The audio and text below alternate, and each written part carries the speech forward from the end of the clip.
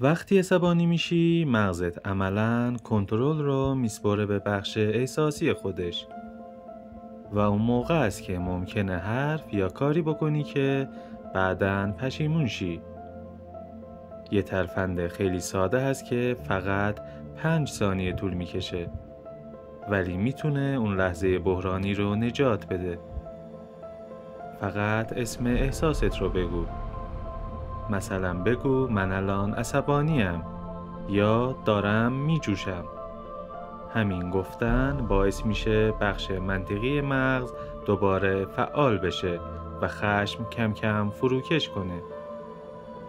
بهش میگن name it to tame it، یعنی اسمش رو ببر تا رامش کنی.